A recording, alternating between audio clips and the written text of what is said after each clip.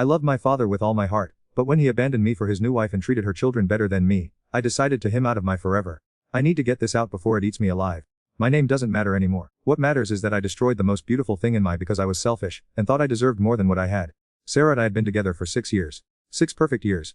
We met in college, graduated together, moved in together, talked about kids and houses and growing old together. She was everything good in this world, patient, kind, funny in ways that made my stomach from laughing. She'd leave little notes in my lunch bag. She'd watch my terrible sci-fi movies without complaining. She'd rub my shoulders after long days and never ask for anything in return. But apparently that wasn't enough for me. It started 3 months ago at my company's annual conference. I was feeling good about, just got promoted, wearing a new suit, people congratulating me all night. That's when I met Jessica. She worked for our biggest client, had this way of laughing at everything I said like I was the funniest person alive. She was beautiful, sure, but it wasn't just that. She made me feel like some version of I'd forgotten existed, or so different from what I expected. She said during the after party, her hand briefly touching my arm, "Company's lucky to have someone like." I should have walked away. I should have mentioned Sarah. I should have done 1,000 things differently. Instead I said, "Want to grab a drink somewhere quieter?" We talked for 3 hours at that hotel bar. About work, about dreams, about how we both felt stuck sometimes. She listened in a way that made me feel seen. When she laughed, I felt electric. When she complimented me, I felt like I could conquer the world. I had met someone like years ago, she said as we walked back to the elevators. Yeah, I said, my heart pounding. Me too. Nothing happened that night, but something had already started happening, hadn't it? I gave her my number for work stuff. She texted me the next day with a work question that definitely could have been an email. I responded immediately. For 2 weeks, we texted constantly. Work stuff became personal stuff, became inside jokes, became good morning and good night messages. I started looking forward to her texts more than coming home to Sarah. I started staying late at work so I could text Jessica without Sarah seeing. I started lying about who I was texting when my phone buzzed during dinner. Been distracted lately, Sarah said one night, curled next to me on our couch. Everything okay at work? Just the usual stress. I lied, my phone burning in my pocket with 3 unread messages from Jessica. Want to talk about it? No, I'm here for, right? Always. I looked at her then, really looked at her. Her eyes were full of genuine concern, nothing but love and worry for me. She was wearing my old college sweatshirt, her hair in a messy bun, no makeup, just perfect. Just Sarah who loved me completely. I'm fine, I said in her forehead. Just tired. She snuggled closer and I felt sick, actually physically sick, but not sick enough to stop. The conference was coming back to town in a month. Jessica would be there. She'd already asked if I wanted to continue our conversation over dinner. I knew what that meant. We both knew. I could have said no. I could have deleted her number. I could have told Sarah everything and begged her to help me figure out why I was sabotaging us. Instead, I started planning what I'd wear to that dinner. The night before Jessica arrived, Sarah surprised me with homemade lasagna and my favorite. She'd been working on a presentation all week but still took time to make my favorite meal. I know, been stressed, she said, setting the table with our good plates. I thought we could have a nice night together. Just as we ate by candlelight. She told me about her day, asked about mine, made me laugh with some ridiculous story about her coworker's cat. She was glowing in the candlelight, animated and beautiful and completely, utterly mine. After dinner she pulled out a small wrap box. It's not a special occasion or anything, she said, suddenly shy. I just saw this and thought of inside was a watch. Nothing fancy, but engraved on the back, to my favorite person S, Sarah. I whispered, my throat tight. I know it's silly, but I wanted to have something that reminded how much mean to me. Every second, every minute, every hour, were my favorite part of all of it. I her then, desperate and grateful and already mourning what I was about to destroy. She tasted like and felt like home and I knew that I was about to throw it all away for nothing. But I still couldn't stop. The next night, I met Jessica at the hotel restaurant. She looked incredible, red dress, perfect smile, eyes that seemed to see right through me. We talked and laughed and the chemistry was undeniable. When she suggested we continue the conversation in her room, I didn't even hesitate. I followed her to the elevator like a man walking to his, knowing exactly what I was doing and unable to stop. In her room, it was electric and wrong and everything I thought I wanted. For about 10 minutes, I felt alive in a way I hadn't in years. Then my phone buzzed. A text from Sarah. Hope work dinner is going well. Can't wait to hear about it when get home. Love, that's when it hit me. The full weight of what I was doing. Not just cheating, betraying. Not just betraying Sarah, but betraying everything we'd built together. 6 years of trust, of shared dreams, of being each other's person. I stopped kissing Jessica and sat on the edge of the bed, my head in my hands. I can't do this, I said. I have someone at home. Someone who loves me. Someone who trusts me. She doesn't have to know. Jessica said softly, and that's when I realized how far I'd fallen. I was sitting in another woman's hotel room, having already crossed every line that mattered, trying to figure out how to betray Sarah more efficiently. I left, went home. Sarah was asleep on the couch, waiting for me. A bowl of popcorn spilled on her lap from where she dozed off. She looked so young, so trusting, so completely unaware that her world was about to end. I could have kept it secret. Jessica was going back to her city. It would have been easy to pretend it never happened, but the guilt was eating me alive. Every time Sarah smiled at me, every time she said she loved me, every time she made plans for our future, I felt like I was everything good in my. 2 weeks later, I told her everything. Every text, every feeling. Every moment in that hotel room. She listened in complete silence, her to face something I'd never seen before. Complete devastation. When I finished talking, she was quiet for a long time. Then she said very calmly, get out. Sarah, please, let's talk about this. Jitro, she screamed, and I'd never heard her scream before, not once in 6 years. Get out of my house. Get away from me. I packed a bag and left. That was 3 weeks ago. She won't answer my calls. She won't respond to my texts. Her friends look at me like I'm garbage when I see them around town. She's already moved out of our apartment. I came back to get more clothes and everything that made it ours was gone. I destroyed 6 years in one night. I destroyed the love of my for someone I barely knew. I destroyed my future, my home, my happiness, everything for what? A moment of feeling special, a ego boost, the thrill of something new. I'm writing this from my childhood bedroom at my parents' house at 32 years old. My mom keeps asking what happened, but I'm too ashamed to tell her I away the woman she already considered her daughter-in-law for nothing. I've lost weight, I can't sleep, I can't focus at work. Every song reminds me of Sarah. Every place in this town has a memory of us. I see couples holding hands and I want to scream at to appreciate what they have before they destroy it like I did. The worst part. Jessica texted me last week asking if I wanted to meet again. I realized I felt nothing for her.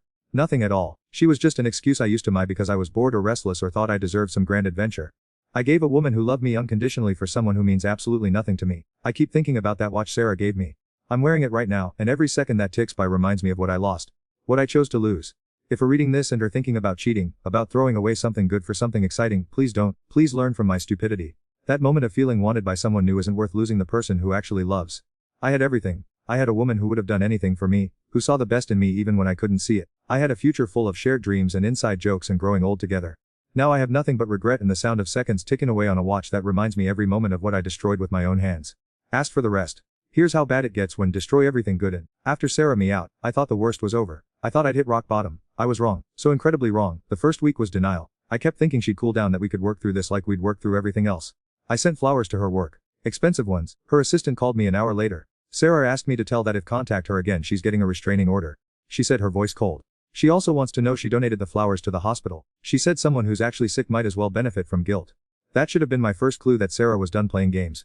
I tried calling her best friend Maya, thinking maybe she could put in a good word for me. Maya and I had always gotten along great. She'd been my ally when I was planning to propose next year. Are serious right now? Maya said when she answered. Want me to help? After what did to her? Maya, please, I made a mistake. A mistake is forgetting to pick milk. Systematically betrayed this person either of us knows for some random woman at a conference. Sarah cried for 3 days straight. TRE dies. I had to take time off work to babysit her cause she couldn't stop throwing from the stress. My stomach dropped. She's throwing. Stress, vomiting. Panic. She's barely eating, she's barely sleeping. The woman who used to light every room she walked into looks like a ghost because of. So no, I won't help. None of her friends will. We're all too busy picking the pieces of the amazing woman shattered. Click. Dial tone. Another bridge burned. Work became a nightmare. Word travels fast in small industries and somehow people found out. I don't know if Jessica said something or if someone saw us at the conference, but suddenly everyone knew. My promotion meant nothing when half the office looked at me like I was trash. My boss called me in for a meeting the second week. I'm not gonna lecture about personal, she said, not looking from her computer. But that client Jessica works for, they've requested a different account manager. Effective immediately. What? Why? She finally looked at me, and her expression was pure disgust. Apparently Jessica mentioned to her supervisor that she felt uncomfortable with the personal nature of interactions. Whether that's true or whether she's covering her own tracks doesn't matter. What matters is we've lost credibility with a major client. I lost the biggest account I'd ever managed because I couldn't keep it in my pants. The promotion I'd been so proud of suddenly felt hollow when my reputation was in shambles. But the worst part was watching how Sarah's absence affected everyone who knew us. We'd been the couple people looked to. The ones who made it look easy. The ones other couples wanted to double date with because we actually enjoyed each other's company. My friend Mike called me that weekend. Dude, what the, he said. Lisa ran into Sarah at the grocery store. She said Sarah started crying right there in the cereal aisle when Lisa asked how we're doing. I know I messed, destroyed the most solid relationship I've ever seen. Lisa and I used to joke that if guys couldn't make it, none of us could. Thanks for that existential crisis, by the way, Mike. And another thing. We were supposed to go to Jake's wedding together next month, remember? The four of us. Well, Sarah's still going because she's actually friends with Jake's fiancée, but she asked them not to seat her anywhere near. At a wedding, man. She's scared to be in the same room as at a celebration of love because of what did to her. That hit me like a truck. Sarah was afraid of me. Not physically but emotionally. I'd become someone she couldn't bear to be around. The wedding was brutal. I watched them across the room as Sarah laughed with friends, danced with Jake's brother, smiled at the happy couple. She looked beautiful in a blue dress I'd never seen before. She looked like she was healing. She also looked at me exactly once, by accident, when I was walking back from the bathroom. For just a second our eyes met. The look on her face wasn't anger anymore. It was worse, it was nothing. Complete indifference. Like I was a stranger. I left early and cried in my car for an hour. My parents finally cornered me the next week. They'd been patient, letting me stay in my old room without too many questions. But Mom had run into Sarah's mom at the store. What did do? Dad asked, his voice quiet and disappointed. It was worse than if he'd yelled. Mrs. Patterson said Sarah moved back home temporarily. She said something happened between two but wouldn't give details. She just looked sad. I told him everything. Watched my father's respect for me drain from his eyes in real time. Watched my mother's face crumple with disappointment. We raised better than this. Mom said, tears in her eyes. Sarah has been like a daughter to us. She calls me on my birthday, she sends me recipes, she helped father set his new phone last month. And that away. Her away. I know she loved, Dad interrupted. Love. The kind of love Mother and I have been married 35 years trying to build, and destroyed it for what some women barely know. I couldn't answer because there was no answer. No justification that didn't make me sound like a selfish child. The worst part was the practical stuff. Sarah and I had built it together. Bank accounts, shared Netflix passwords, inside jokes, favorite restaurants, couple friends, holiday traditions. Separating a 6-year relationship isn't just emotionally devastating, it's logistically impossible. I had to explain to our landlord why only one name would be on the lease renewal. I had to figure out whose name our streaming services were under. I had to tell my dentist that Sarah wouldn't be coming to her appointment next week because we weren't together anymore. Every mundane task was a reminder of what I'd lost. 3 weeks after the wedding, I cracked. I drove to Sarah's parents and rang the doorbell. Her mom answered, took one look at me and started to close the door. Please, I said, putting my hand against it. 5 minutes, that's all I'm asking. She doesn't want to see. I need to apologize. I need her to know. She knows, her mom said firmly. She knows her sorry, she knows regret it, she knows want her back. She also knows none of that changes anything, please. I love her. If loved her, wouldn't have cheated on her. If loved her, respect her wishes and leave her alone. If loved her, want her to heal instead of constantly picking at the wound. She closed the door. I stood there for 5 minutes hoping Sarah might come out.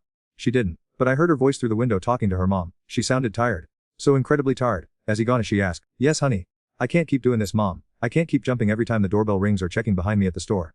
I feel like I'm being stalked by my own grief. I realized then that my attempts to fix things were actually making her worse. I wasn't fighting for our love. I was terrorizing someone who was trying to heal from the trauma I'd caused. I drove home and wrote her one last email. Not asking for forgiveness or a second chance. Just apologizing for making her recovery harder and promising to leave her alone. I sent it and immediately blocked her on everything. Not because I was angry, but because I needed to remove the temptation to keep her with my presence. That night, I sat in my childhood bedroom, surrounded by participation trophies and high school photos, and realized I'd become the villain in someone else's love story. The guy other people would warn their friends about. The cautionary tale.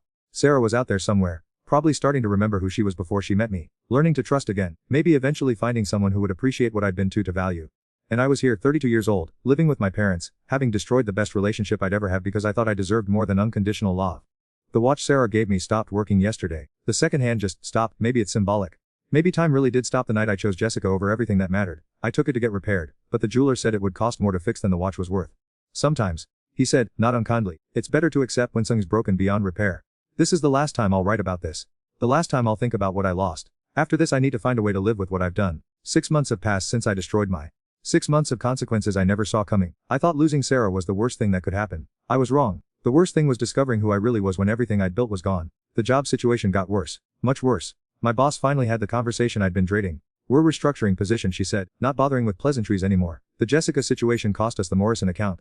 The team dynamics have been difficult since word got around about personal situation. We're offering a lateral move to our Portland office. Portland, 3,000 miles away from everything I'd ever known. Is this voluntary? I asked. Let's call it strongly encouraged. Work performance has declined significantly. You've missed deadlines, are distracted in meetings, and frankly, reputation is affecting team morale. I took the transfer. What choice did I have? I packed my into boxes and moved across the country like a coward running from his crimes. Portland was supposed to be a fresh start. Nobody knew me there. Nobody knew what I'd done. I could reinvent, maybe meet someone new, maybe find a way to be happy again. But can't run from. The first month was okay. New apartment, new colleagues, new city to explore. I into work, staying late every night, taking on extra projects. Anything to keep busy, to keep from thinking. Then I made the mistake of looking at social media. Sarah had unblocked me. Or maybe she'd never blocked me at all. I could see her Instagram again. And what I saw destroyed me all over again. She looked happy. Really genuinely happy. She'd her hair short, something she'd always talked about doing but never had the courage for. She was smiling in photos with friends, hiking, trying new restaurants, taking a pottery class. There was one photo that broke me completely. Her hands covered in clay, working at a pottery wheel, concentration on her face. The caption read, learning to create something beautiful from scratch. It's messier than I expected, but so worth it. The comments were full of heart emojis and encouragement from friends. Maya wrote, or glowing, this is Era. I stared at that photo for hours. She was creating something beautiful from scratch. She was rebuilding herself from the rubble I'd left behind. And she looked free. I realized then that Sarah wasn't just moving on, she was thriving without me. The I thought she couldn't have without me was actually better now that I was gone. That night, I went to a bar. Just to get out of my empty apartment, just to be around people. I met a woman named Claire. Pretty funny, easy to talk to. She seemed interested and for a moment I felt that old familiar thrill. So what brought to Portland? She asked over drinks. I could have lied. Could have said I wanted a change of scenery, new opportunities, adventure. Instead, the truth came pouring out. All of it. Sarah, Jessica, the betrayal, the destruction, the running away. Claire listened quietly until I finished. Wow, she said finally. That's a lot. Yeah, I know it's heavy for a first conversation. No, I mean wow, really destroyed someone who loved for a stranger. She gathered her purse. I'm going to head out. Good luck with whatever this is. She left cash for a drink and walked away. I sat there alone, realizing that even strangers could see what I'd refused to acknowledge. I wasn't the victim of my circumstances. I was the architect of my own destruction. Work in Portland became my only focus. I into it completely, working 70-hour weeks, volunteering for every project, traveling whenever possible. My colleagues probably thought I was ambitious. Really, I was just running from the silence in my head. But success felt hollow when there was no one to share it with. I got promoted again, got a raise, got recognition from upper management. I celebrated alone in my apartment with takeout Chinese food and Netflix. My parents visited for Thanksgiving. They tried to be supportive, but I could see the disappointment in their eyes. Over dinner, Mom brought Sarah without thinking. I still have that recipe she gave me for her famous apple pie. She said I was thinking of making it for Christmas but, well, it doesn't seem right anymore. Just make the pie, Mom, I said quietly. It won't taste the same. She had some special technique, something about the crust. She was gonna teach me properly next time she visited, but she trailed off, realizing what she'd said. Dad cleared his throat. Son, have thought about therapy. This guilt you're carrying, it's not healthy. What's the point? I asked. Nothing's gonna change what I did. Nope, but maybe could learn to live with it. Maybe could figure out how to be a better person going forward. For who? I destroyed the only relationship that mattered. I'm 33 years old, starting over in a city where I know no one. And every woman I meet either runs away when they hear my story or I push away because they're not Sarah. The truth hung in the air between us. I wasn't just mourning Sarah, I was mourning the person I thought I was. The person I could have been if I hadn't made such a catastrophic choice. After they left, I did start therapy. Dr. Williams was patient and professional, but even she seemed stunned by the completeness of my self-destruction. Mention that at everything, she said during one session. But I wonder if actually believed that at the time. What do you mean? People who truly believe they have everything don't usually risk it all for something temporary. There was something missing, for something Sarah couldn't fill. The question is, what was it? I thought about that for weeks. What had been missing? Sarah loved me completely, we had fun together. We shared dreams and goals and values. We had great conversations, similar interests, compatible plans. Then it hit me. Nothing was missing. Nothing at all. The problem wasn't what Sarah lacked, that was what I lacked. Gratitude. Contentment. The ability to appreciate what I had instead of always wondering what else was out there. I'd been so focused on what I might be missing that I'd missed the miracle right in front of me, a woman who chose me every single day. Who saw my flaws and loved me anyway. Who made me better just by believing I was worth loving. I'd thrown away perfection because I was too broken to recognize it. Last month I saw on Facebook that Sarah got engaged. To someone named David who works at the nonprofit where she volunteers now. The photos show a small, intimate proposal at the same hiking trail where she and I had our first real conversation 7 years ago. She looks radiant, peaceful. Like someone who's learned to trust again despite every reason not to. I stared at the announcement for a long time. My first instinct was jealousy, then anger, then a desperate sadness. But underneath all that was something unexpected: relief. Sarah had found her way back to love. The trauma I'd caused her hadn't destroyed her ability to open her heart again. She'd healed, grown, and chosen to trust someone new with the precious gift of her love. And David, whoever he was, get to experience what I'd been to cherish. He'd get her terrible morning hair and her random 2 a.m. philosophical questions. He'd get her homemade lasagna and her terrible dance moves and her way of making everyone around her feel special. He'd get the I'd thrown away. I closed Facebook and haven't opened it since. Some stories aren't mine to watch unfold. I'm writing this on the anniversary of the conference where I met Jessica. 1 year ago, I was a man with everything: love, future, happiness, respect, family, friends, purpose. Tonight I'm a man with a good job in a city where nobody knows my name. Living in an apartment decorated with furniture that has no memories attached. I've learned to cook for one. I've learned to go to movies alone. I've learned to celebrate promotions with a quiet dinner and early bedtime. I've learned to live with the sound of my own breathing in the dark. Sometimes I wonder what would happen if I just walked away from Jessica that first night. If I'd gone back to my hotel room and called Sarah instead. If I'd chosen gratitude over greed, contentment over conquest. But I know exactly what would have happened. I'd be married to Sarah right now. We'd probably be trying for kids. We'd have bought the little house with the garden that she always talked about. I'd still be friends with Mike and Maya. My parents would still look at me with pride instead of disappointment. I'd wake every morning next to someone who loved me and go to sleep every night knowing I was home. Instead, I wake alone and go to sleep wondering if this hollowness will ever fill, if this regret will ever fade, if I'll ever again be someone worthy of the kind of love I destroyed. The answer I'm learning is probably not. Some choices echo forever. Some mistakes are too big to ever truly overcome. Some people only get one chance at real love, and I used mine as kindling for a fire that burned everything down. To anyone reading this who recognizes themselves in my story, who's feeling bored or restless or like they deserve more excitement, please learn from my stupidity. That person who loves isn't holding back from some greater adventure. They are the adventure. They're the miracle. They're the thing other people spend their whole lives searching for. Don't be like me. Don't mistake love for a prison. Don't confuse loyalty with limitation. Don't trade everything real for something that feels exciting. Because when the excitement fades, and it always does, who'll be left holding nothing but the ashes of everything burned down to fee.